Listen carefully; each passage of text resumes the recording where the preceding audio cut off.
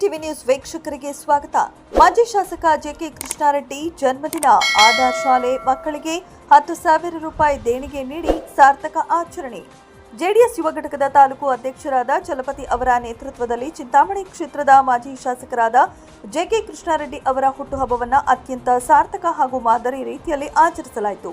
ಚಿಂತಾಮಣಿ ನಗರದ ಪ್ರಸಿದ್ಧ ಆಧಾರ್ ವಿಶೇಷ ಮಕ್ಕಳ ಶಾಲೆಯಲ್ಲಿ ಹಮ್ಮಿಕೊಳ್ಳಲಾಗಿದ್ದ ಈ ಕಾರ್ಯಕ್ರಮದಲ್ಲಿ ಮಾಜಿ ಶಾಸಕರ ಜನ್ಮದಿನದ ಅಂಗವಾಗಿ ಶಾಲೆಯ ವಿಶೇಷ ಮಕ್ಕಳ ಒಳಿತಿಗಾಗಿ 10,000 ರೂಪಾಯಿಗಳ ನಗದು ದೇಣಿಗೆಯನ್ನು ಹಸ್ತಾಂತರಿಸಲಾಯಿತು.